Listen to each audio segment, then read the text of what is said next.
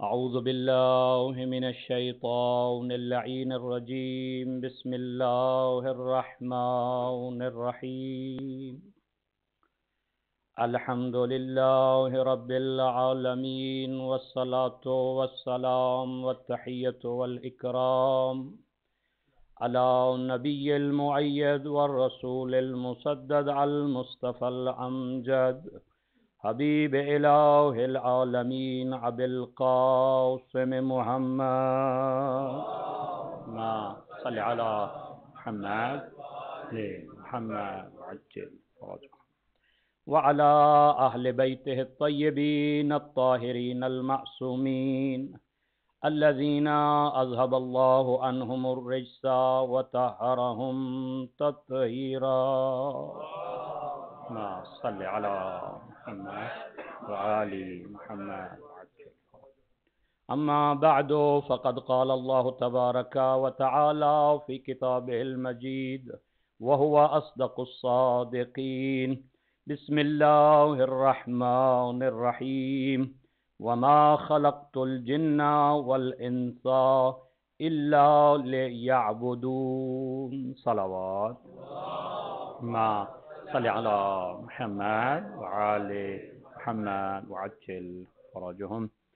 قبل اس کے کہ میں اپنی معروضات آپ کے حوالے کروں، آپ سے ملتمس ہوں آپ کے اپنے مرحومین اس مجلس اعزاء کے انعقاد کرنے میں جن مومنین و مومنات نے تعاون کیا ہے ان کے مرحومین، اور بالخصوص آج ہی ایک مومن کا انتقال ہوا ہے پاکستان میں، برادر عامر سجاد کے ماموں سید عابد حسین شاہ مرحوم کے ایصال ثواب کے لیے ایک مرتبہ سورہ فاتحہ، 3 مرتبہ سورہ اخلاص تلاوت فرما دیں. بسم اللہ الرحمن الرحیم الحمد للہ رب العالمین الرحمن الرحیم مالک یوم الدین ایاک نعبد و ایاک نستعین اهدنا الصراط المستقیم صراط الذین انعمت علیہم غیر المغضوب علیہم ولا الضالین اللہ ولم يكن له كفوا احد قل هو الله احد الله الصمد لم يلد ولم يولد ولم يكن له كفوا احد قل هو الله احد الله الصمد لم يلد ولم يولد. اللهم اغفر للمؤمنين والمؤمنات والمسلمين والمسلمات الأحياء منهم والأموات طابع بيننا وبينهم بالخيرات إنك مجيب الدعوات إنك على كل شيء قدير. صلوات صل على محمد وعلی محمد وعجل فرجهم. سرکار امام علی ابن الحسین زین العابدین سید الساجدین آدم آل محمد کی تاریخ شہادت ہے 25 محرم کی آج شب ہے، شب شہادت ہے. آپ سب کو تسلیت پیش کرتا ہوں، بالخصوص اپنے زمانے کے امام کے حضور تعزیت و تسلیت پیش کرتا ہوں. انتہائی مختصر سے وقت میں کچھ امام کی زندگی سے، ان کے سیرت حیات طیبہ سے کچھ لیسن اور سبق جو ہیں وہ میں بیان کرنا چاہتا ہوں، تاکہ میرے لیے بھی باعث ہدایت ہو اور آپ کی زندگیوں میں بھی باعث نور اور باعث برکت ہو. تمہیداً کیونکہ زین العابدین کا تذکرہ ہے تو میں نے آیت بھی وہ تلاوت کی ہے جس میں انسانوں اور جنوں کی زندگی کا مقصد اللہ عبادت قرار دے رہا ہے. وما خلقت الجن والانس الا لیعبدون. آپ کی توجہات میری طرف رہیں تو بالکل مختصر تمہید کے بعد اپنے موضوع کی طرف میں پلٹ جاؤں گا. ارشاد رب العزت ہو رہا ہے کہ میں نے نہیں خلق کیا جن اور انس کو، انسانوں کو اور جنوں کو مگر عبادت کے لیے. اللہ کا جو لفظ ہے اسے حرف استثناء کہتے ہیں، اور آپ یقیناً اس سے واقف ہیں. ان مجلسوں کے طفیل میں بہت سارے عربی کے الفاظ آپ سمجھتے ہیں. اللہ استثناء کے لیے استعمال ہوتا ہے، اور اس کا مطلب یہ ہوتا ہے کہ بات کو اللہ کے ذریعے اس کے بعد جو بات آنے والی ہے وہ بات بڑی اہم ہے. بلاغت میں اگر کوئی بات اہم اللہ بیان کرنا چاہتا ہے یا کوئی متکلم بیان کرنا چاہتا ہے تو کچھ خاص طرز ہیں، طریقے ہیں کہ اس طریقے اگر کلام آئے تو پھر وہ کلام عام نہیں ہوتا. جس طرح یہ ہے کہ حصر کے ذریعے سے کلام آ جائے، یا متقدم کو مؤخر کر دیا جائے، مؤخر کو متقدم کر دیا جائے، جیسا کہ ایاک نعبدو لفظ تھا، نعبدو ایاک صحیح گرامر کے لحاظ سے عبارت بنتی تھی کہ ہم تیری عبادت کرتے ہیں، لیکن جب کہہ دیا ایاک نعبد، فقط تیری ہی عبادت کرتے ہیں، یہ جو فقط کا معنی ہے یہ تقدم اور تأخر کی وجہ سے پیدا ہو گیا۔ اسی طرح اللہ جہاں بھی آپ کو قرآن مجید میں نظر آئے یا حدیث میں نظر آئے، اس کا مطلب یہ ہے کہ بات کوئی اہم کی جا رہی ہے، کوئی عام بات نہیں کی جا رہی۔ جب یہاں تک بات پہنچ گئی تو اور بھی تھوڑی سی آسان بحث اس کو کر دوں۔ اللہ سے پہلے اگر منفی جملہ ہو تو اللہ اب اسے مثبت بنا دیتا ہے، اور اللہ سے پہلے اگر مثبت ہو تو اللہ کے بعد منفی آ جاتا ہے۔ بس یہ آسان ہے، ہم اپنے بہت سارے جملے جو ہمیں یاد ہیں، آیتیں یاد ہیں، اس میں ہم یہ پڑھتے رہتے ہیں۔ کلمہ کیا پڑھتے ہیں؟ لا الہ، میرا ساتھ دیجئے گا تاکہ میں سمجھوں کہ آپ جاگ رہے ہیں۔ لا الہ الا اللہ، کہ کوئی معبود نہیں ہے سوائے اللہ کے۔ یہ جو اللہ ہے، اللہ سے پہلے منفی تھا، لا الہ، اور حقیقت میں اقرار اور ایمان ہوتا ہی وہی ہے کہ پہلے جھوٹوں کا انکار کیا جائے، پھر سچے کا اقرار کیا جائے۔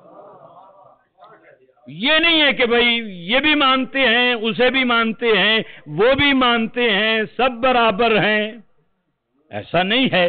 ماننا یہی ہے کہ جس کو مانا جائے اس کے دشمن کا انکار کیا جائے، اس کے جو مد مقابل آیا ہے، یہ ماننا نہیں ہے کہ اسے بھی مانا جائے، اس کے مد مقابل کو بھی مانا جائے، اور یہ کہہ دیا جائے سب برابر ہیں۔ یہاں پہ میں اپنے استاد کا جملہ نقل کرتا ہوں، وہ کہتے ہیں کہ سب کو برابر، جسے برابر دکھائی دیتا ہے اس کی عقل پہ شک ہونا چاہیے۔ جو عقل رکھتا ہے اسے سب برابر دکھائی نہیں دیتا، اسے اچھا و برا دکھائی دیتا ہے۔ جو کہہ رہا ہو کہ سب ہی برابر ہے، سب ہی ٹھیک ہیں، تو وہاں پہ اس کی عقل کے اوپر سوچنا چاہیے کہ اسے کوئی مسئلہ نہیں۔ تو اور بہت ساری آیتیں ہیں قرآن مجید کے اندر جس میں اللہ کا استعمال ہوا ہے۔ قُلْ لَا أَسْأَلُكُمْ عَلَيْهِ أَجْرًا، آدھی آیت میں نے پڑھی، آدھی آپ پڑھیں گے۔ یہ اہل بیت کے شان کے قصیدے ہیں جو آپ کو یاد ہونے چاہیے، جس طرح شاعر کی ربائی یاد ہوتی ہے، قرآن کی آیتیں بھی آپ کو یاد ہونی چاہیے۔ صلوات پڑھیے گا محمد وعلی محمد۔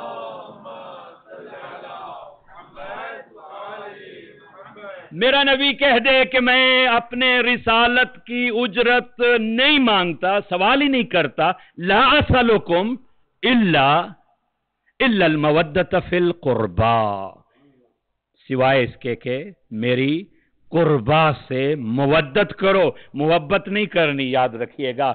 محبت کی جو آخری زینہ ہے، جو آخری کڑی ہے، اسے مودت کہتے ہیں۔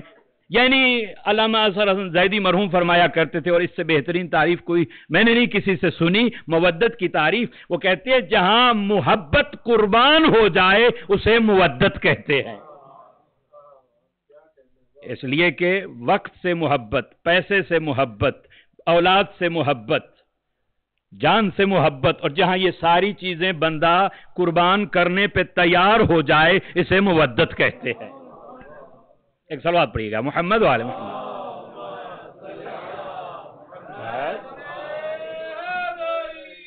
یا علی۔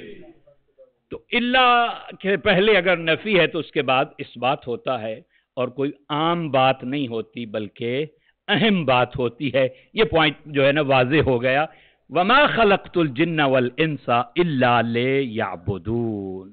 آج پوری دنیا اس بات پہ زندگی اسی طرح گزار رہی ہے کہ جیسے اس نے طے کر لیا ہے کہ اس کی زندگی کا مقصد کیا ہے، اور یہ اہم سبجیکٹ ہے۔ لوگ سوچ سکتے ہیں کہ یہ سبجیکٹ کیسا ہے، نہیں، آپ کی لائف کا پرپس کیا ہے، زندگی کا مقصد کیا ہے۔ بعض لوگوں نے زندگی کا مقصد دولت کو سمجھ لیا ہے، تو زندگی کا مقصد آپ سے کم از کم اعلیٰ ہونا چاہیے، آپ سے پست نہیں ہونا چاہیے۔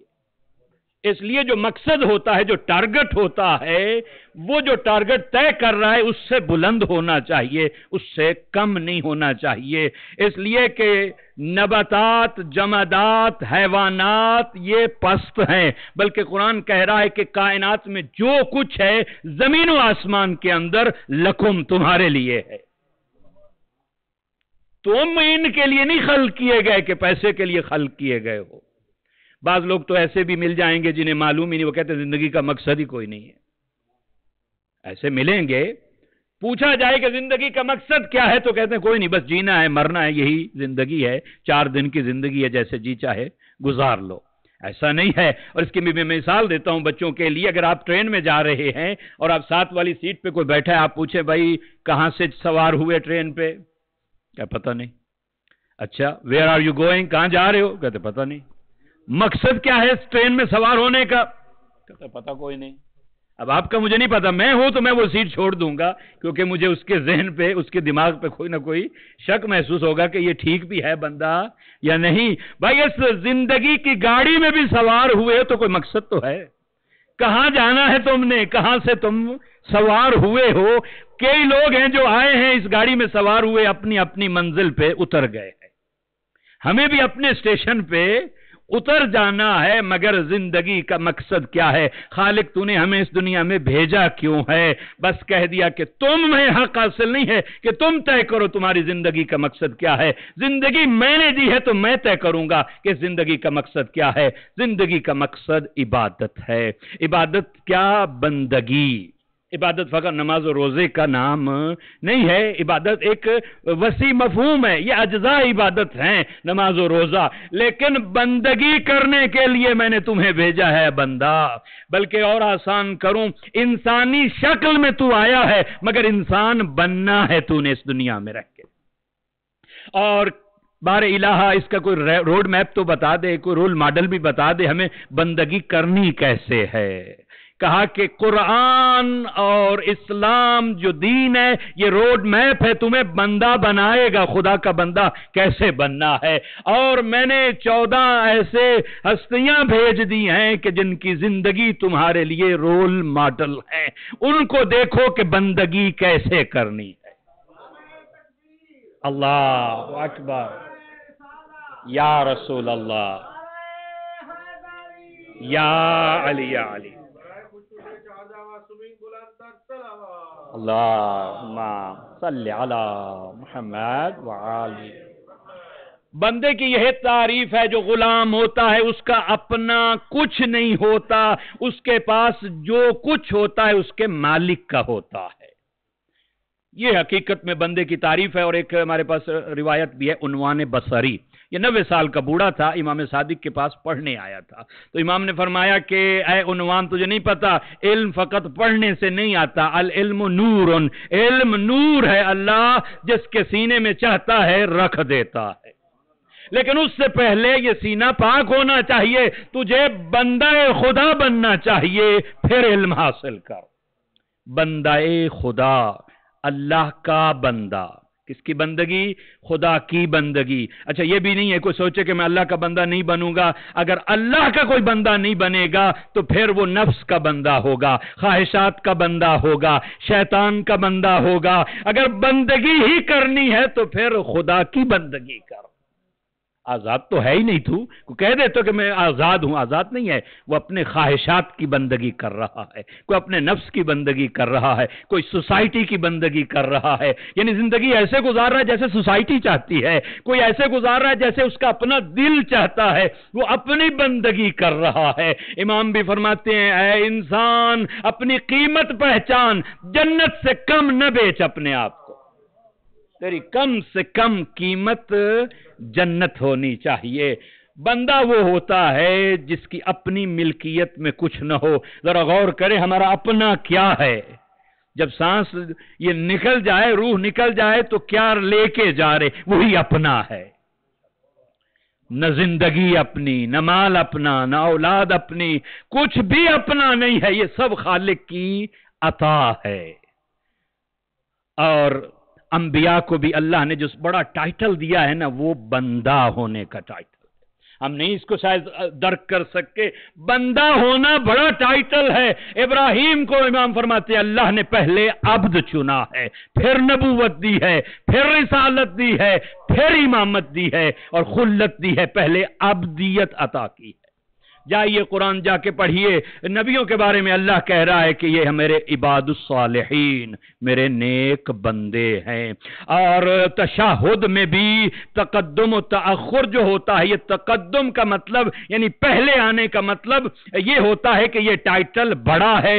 اگر کسی عربی ادب میں نے کسی کے 10 ٹائٹل ذکر کرنے ہو، جو سب سے بڑا ٹائٹل ہو، میں نام کے بعد اس کا تذکرہ کروں گا۔ اس کا پہلے آنا اس بات کی دلیل ہے کہ یہ زیادہ معزز ہے، پسندیدہ ہے۔ تشہد میں کیا کہتے ہیں؟ اشہد ان محمدن عبدہ و رسولہ، ہم گواہی دیتے ہیں تو اللہ کا بندہ بھی ہے، اللہ کا رسول بھی ہے۔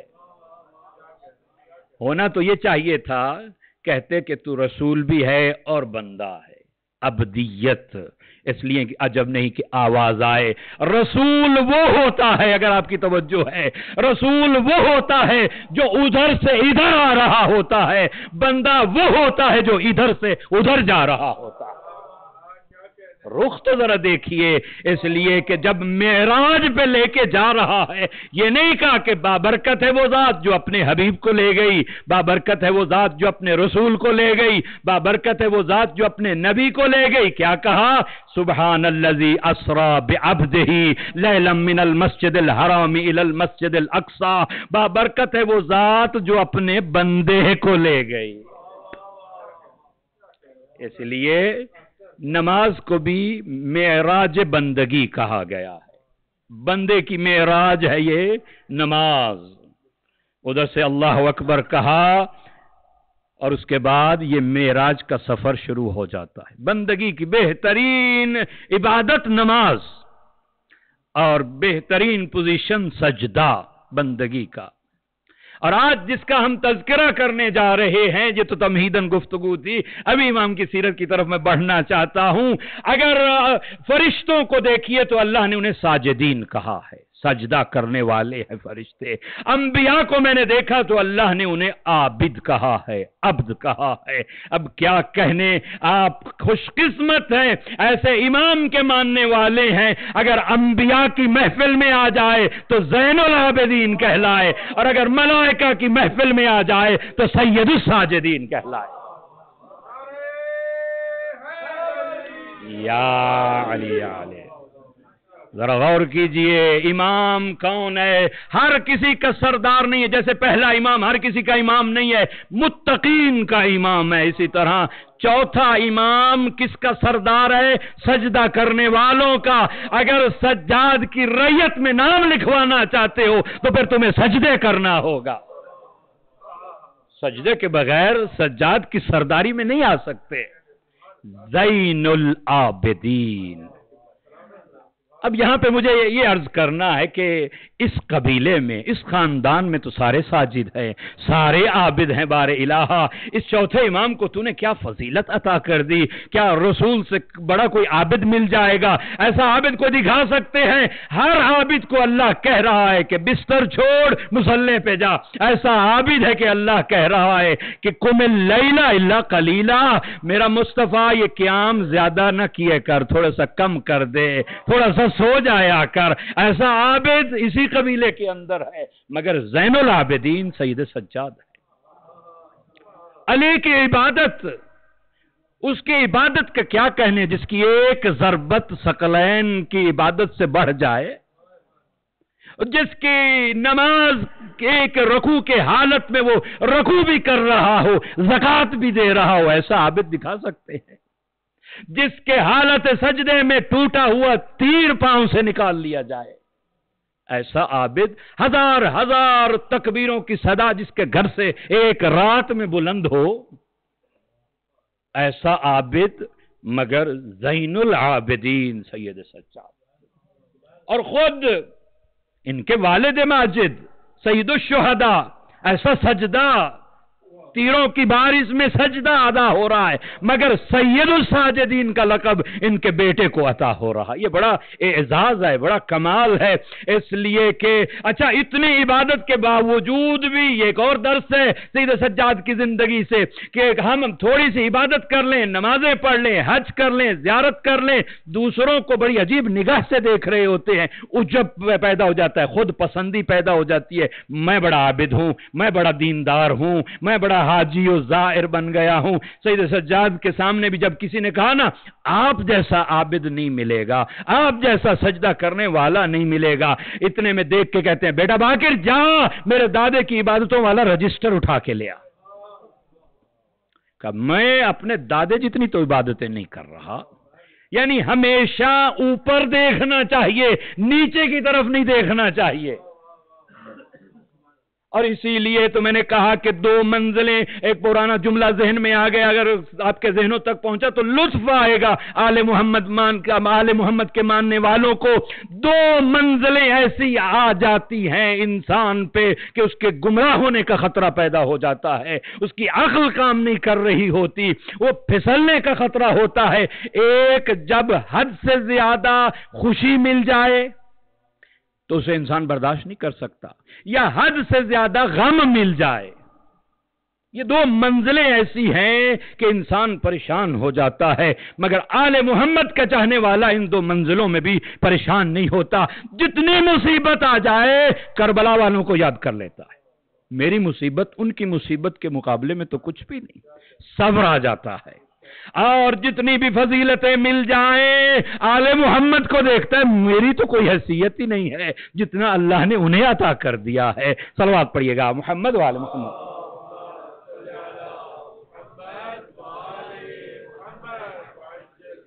انہیں زین العابدین کیوں کہا گیا؟ ہماری نماز ہے جو جس شعبے سے وابستہ ہے.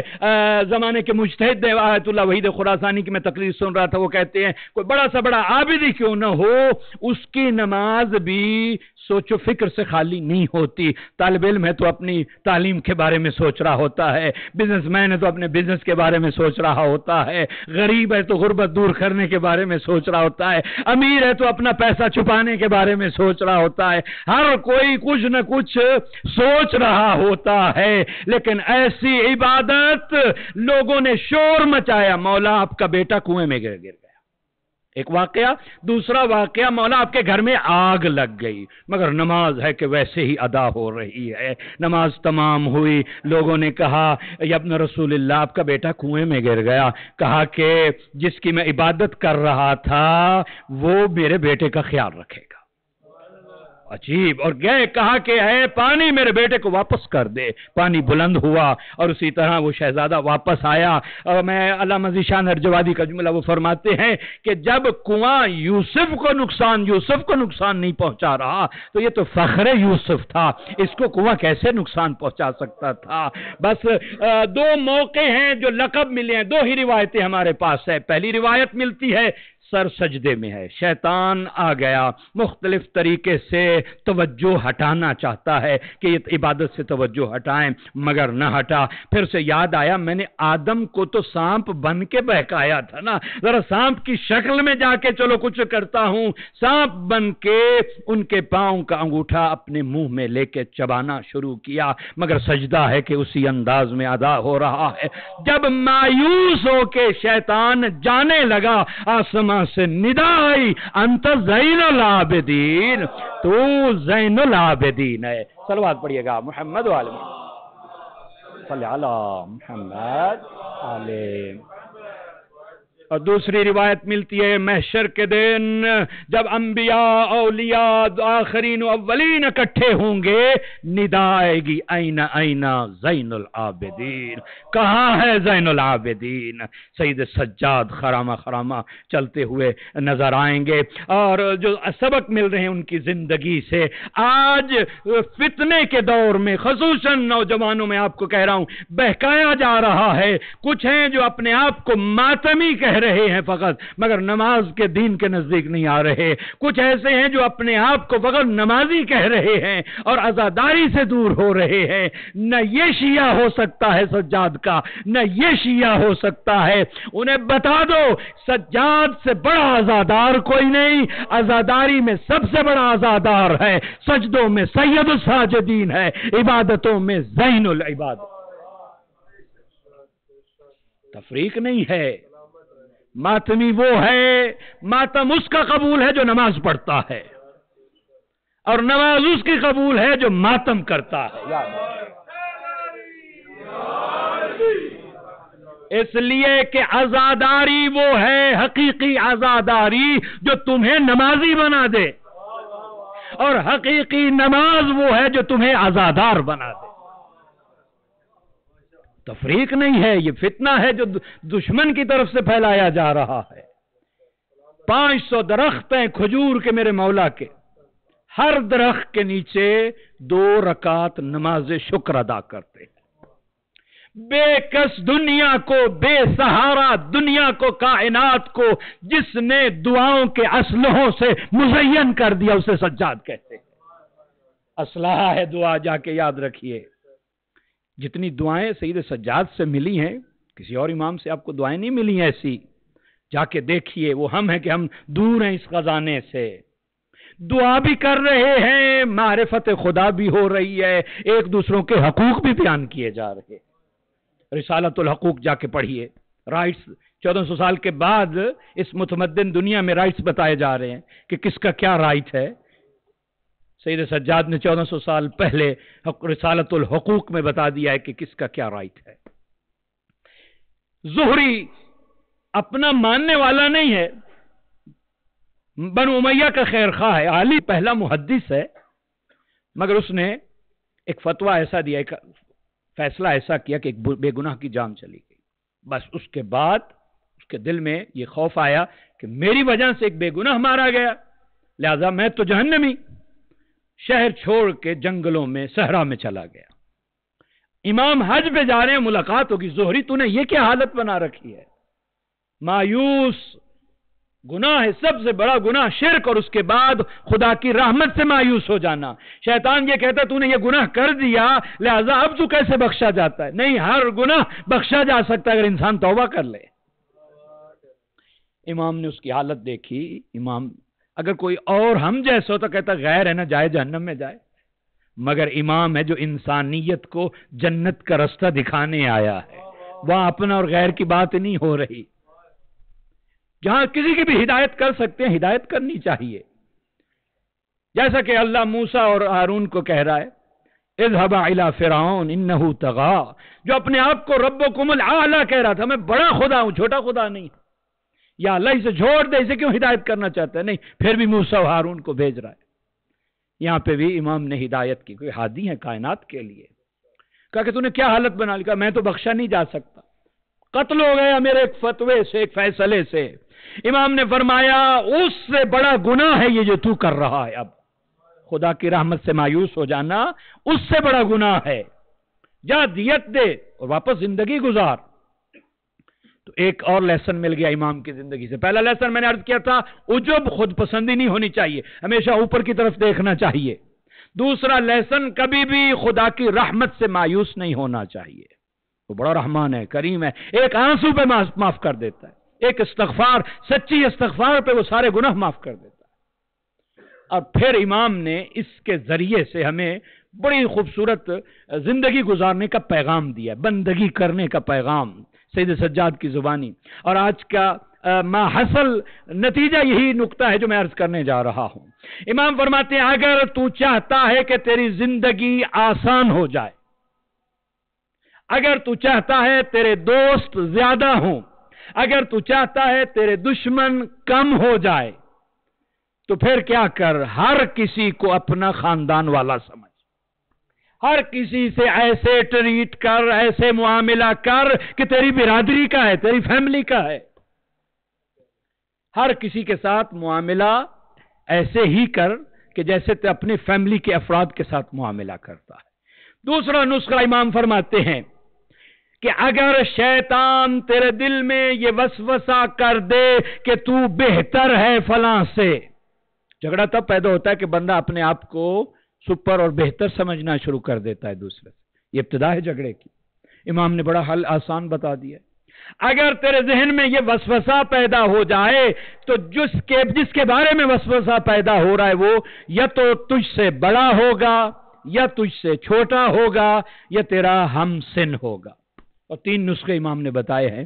آج کی اس تقریر کا خلاصہ یہی ہے جو آپ نے لے کے جانا ہے۔ ہر کوئی چاہتا ہے زندگی آسان ہو، ہر کوئی چاہتا ہے کہ دوست زیادہ بنے، ہر کوئی چاہتا ہے کہ اس کے دشمن کم ہو۔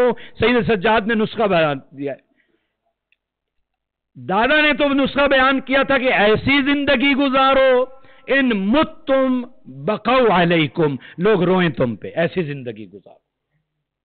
اور اگر اس دنیا سے چلے جاؤ، اگر اس دنیا میں رہو تو تمہیں ملنے کے مشتاق ہو، اگر اس دنیا سے چلے جاؤ تو روئیں تم پر۔ یہ نسخہ تھا دادا کا۔ اور سید سجاد کا نسخہ کیا ہے؟ اگر تم سے کوئی بڑا ہے اور دل میں خیال پیدا ہو رہا ہے کہ تو اس سے بہتر ہے، تو پھر یہ سوچ یہ تجھ سے پہلے دنیا میں آیا ہے، اس کی نیکیاں زیادہ ہیں، تو اس سے بہتر کیسے ہو سکتا ہے؟ اس نے مجلسیں زیادہ سنی ہوں گی، اس نے عبادت زیادہ کی ہوگی، کیونکہ تجھ سے بڑا ہے، تو اس سے بہتر نہیں ہو سکتا۔ اور اگر چھوٹا ہے تو پھر یہ سوچ کہ اس کے گناہ کم ہیں، تیرے گناہ زیادہ ہے، تو اس سے بہتر کیسے ہو سکتا ہے؟ مولا اگر برابر ہے تو کیا کرے؟ امام فرماتے ہیں پھر بھی یہ سوچ کہ یہ تجھ سے بہتر ہے، تجھے اپنے گناہوں کا یقین ہے، اس کے گناہوں کا شک ہے، سنا ہے، ہو سکتا ہے اس نے توبہ کر لی ہو، پھر بھی یہی سمجھ کہ یہ تجھ سے بہتر ہے۔ اور اگر پورے معاشرے میں اس طرح کوئی ٹریٹ کرے، کبھی جھگڑا ہی نہ ہو۔ ایک صلوات پڑھیے گا محمد و آل محمد پہ۔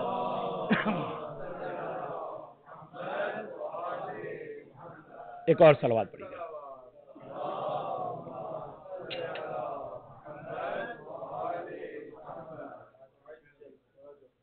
اور جس کے بارے میں ان کی ایک کنیز نے تعریف کی، پوچھا گیا کہ آپ اپنے آقا کی تعریف کیجئے، اور اس سے بہترین تعریف نہیں ملے گی۔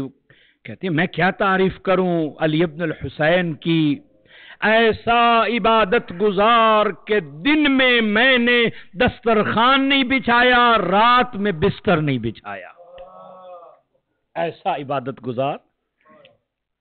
اور جس کے بارے میں شاعر نے کہا تھا کہ اگر تشہد میں لا نہ ہوتا تو اس کی زبان پہ کبھی لا نہ آتا۔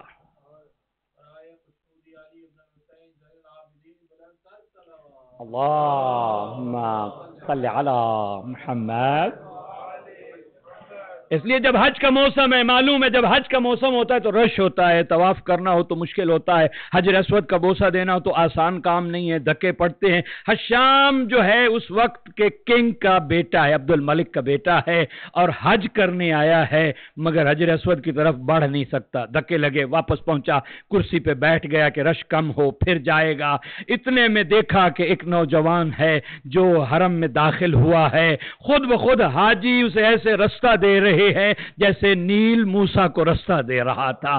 حجر اسود کے پاس پہنچا، گویا میں اپنے لفظوں میں کہوں، حجر اسود نے اس کے ہاتھوں کا بوسہ لیا، اور جب واپس آئے تو ساتھ والے نے پوچھ لیا یہ کون ہے؟ حشام جانتا تھا، انجان بن کے کہتا ہے لا عارفہ، میں نہیں جانتا یہ کون ہے۔ فرزدق پاس میں کھڑا تھا، شاعر تھا، اسی کے دربار کا شاعر تھا، کہتا ہے تو نہیں جانتا اس کو، میں تعارف کرا دیتا ہوں۔ فی البدی اشعار کہے ہیں، اور یہاں شعر میں کہتا ہے کہ یہ وہ ہے، بلکہ اس سے پہلے یہ کہا کہ تیرا نہ جاننا اس کی فضیلت کی کمی نہیں ہے، تجھے گھٹا رہا ہے۔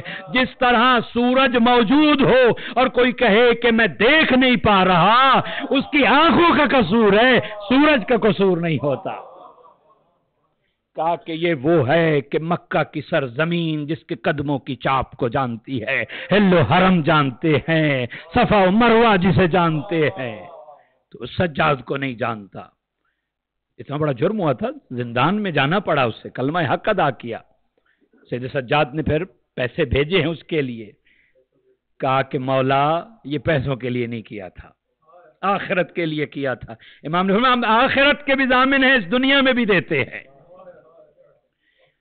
اور یاد رکھیے کبھی بھی کوئی ذہن میں یہ نہ رکھے، میں نے بارہا مجالس میں کہا ہے، ثواب آپ جب گھر سے چلیں گے تو آپ کو ثواب مل جائے گا۔ ان مجلسوں میں فقط ثواب کے لیے نہ آئیں، ان مجلسوں میں ہدایت کے لیے آئیں، قربت معصوم کے لیے ان مجلسوں میں آئیں، قربت خدا کے لیے ان مجلسوں میں آئیں، اس لیے کہ ایک بلخ کا رہنے والا مومن ہے، ہر سال حج کو جاتا ہے، لیکن پہلے دروازہ امامت پہ آتا ہے، سلام کرتا ہے امام زین العابدین کو۔ جب واپس اس پلٹ کے گیا تو اس کی بیوی نے کہا ہر سال تو تحفے لے کے جاتا ہے، اس سال بھی تحفے لے کے جا رہا ہے، تیرے امام نے بھی کبھی کوئی تجھے تحفہ دیا ہے؟ کہا کہ مومنہ ایسی بات نہ کر، اس لیے جو میرا امام ہے وہ سن رہا ہے۔ جب بھی کوئی بھی بات کریں یہ نہ سمجھیں کہ فقط ہم کر رہے، نہیں، بات کرنے سے پہلے سوچیں کہ بہت ساری ہستیاں ہیں جو اس بات کو سن رہی ہیں۔ خیر مومن جب دوبارہ آیا، امام نے ایک ساتھ کھانا کھایا، واقعہ بڑا تفصیل سے ہے۔ امام نے کہا کہ میرے ہاتھ دھلا، اس نے ہاتھ دھلانے شروع کیے، پانی تشت میں گر رہا ہے۔ امام نے فرمایا اے بلخ کے مومن دیکھ اس تشت میں کیا ہے۔ مولا پانی غور کر، کہا مولا اس میں تو ہیرے و جواہرات ہیں۔ اچھا اٹھا اس کو لے جا، اپنی مومنہ اپنی بیوی کو دینا کہ تیرے امام نے تحفہ بھیجا ہے۔ خیر مختصر اگلے سال مومنہ کہتی ہے میں بھی اپنے امام کی زیارت کو جاؤں گی۔ ابھی مدینہ سے ایک منزل پیچھے تھی کہ بیمار ہوئی، انتقال ہو گیا۔ یہ ادھر چھوڑ کے مدینے آیا کہ لوگوں سے مدد چاہے، قافلہ رکا ہوا ہے وہاں پہ کہ کفن و دفن کے انتظام کرے۔ امام کے پاس پہنچا، ملا، امام نے فرمایا بلخ سے 2 چلے تھے، ابھی ایک کیوں یہاں پہ آیا ہے؟ کہا مولا آپ تو جانتے ہیں۔ کہا کہ جا ہماری زائرہ تیرا انتظار کر رہی ہے، اسے ساتھ لے کے آ۔ واپس گیا، دیکھا بیوی زندہ موجود ہے، بیٹھی ہے۔ کہا تو دنیا سے جا چکی تھی؟ کہا ہوا ایسے ہی، میری روح قبض کر کے ملک الموت جب لے کے جا رہا تھا، 4تھے آسمان پہ جب پہنچا ہے تو میں نے دیکھا ایک نورانی چہرہ ہے، ایک شکل ہے، نور ہی نور ہے۔ وہ کہہ رہا ہے اور سختی سے کہہ رہا ہے کہ اے ملک الموت یہ میری زائرہ ہے، جا اس کی روح واپس کر دے۔ سید سجاد کا اختیار دیکھیے، کمالات ہیں سید سجاد کے۔ وقت نہیں، ایک بہت سارے موضوع ہیں۔ جس طرح اس امام کی امامت شروع ہو رہی ہے، کسی امام کی امامت اس انداز میں شروع نہیں ہے، مشکلات میں۔ حسن کی امامت بے شک مشکل ہے، مگر پھر بھی کچھ انصار پاس موجود تھے، مخلص صحابہ مل گئے تھے۔ حسین کو 72 مل گئے مخلص صحابہ۔ ہر امام کے ادوار میں انہیں کچھ نہ کچھ صحابی مل گئے ہیں۔ سید سجاد کا دور دیکھیے، پھوپھی اماں کہہ رہی ہے سجاد آنکھیں کھول۔ سجاد، جب سید سجاد نے آنکھیں کھولی، پہلی مرتبہ اس غیور امام نے پھوپھیوں کا کھلا سر دیکھا ہے۔ مسئلہ پہلا پوچھ رہی ہیں، پھوپھیاں سجاد بتا جل کے مر جائیں یا صحرا میں چلی جائیں؟ سید سجاد نے کہا علیکن بالصحرا۔ میرے استاد کہا کرتے تھے علی کی بیٹی عالمہ غیر معلمہ تھی، مسئلہ جانتی تھی، لیکن سجاد سے پوچھ اس لیے رہی تھی زینب کے لیے جل کے مر جانا آسان تھا، بغیر چادر کے باہر جانا آسان نہ تھا۔ اجرکم علی اللہ، اجرکم علی اللہ۔ میں کہا کرتا ہوں اے زینب، اے علی کی بیٹی، تو محسنہ حسین بھی ہے، محسنہ اسلام بھی ہے، مگر سارے سادات کی بھی محسنہ ہے۔ اے سادات، ہر روز اس بیوی کا شکریہ ادا کیا کرو، کئی منزلوں پہ سجاد کو بچایا ہے، گردن پہ گردن رکھ دی ہے۔ پہلے مجھے قتل کرو، پھر میرے بیمار بھتیجے کو قتل کرنا۔ اجرکم علی اللہ۔ آج تابوت اٹھے گا اس امام کا، آج بیمار امام کا تابوت اٹھے گا، لیکن مجھے کچھ جملے مدینے کے مصائب عرض کرنے ہیں، پھر شہادت تک انشاءاللہ پہنچوں گا۔ کون؟ سجاد 35 برس رویا ہے سجاد۔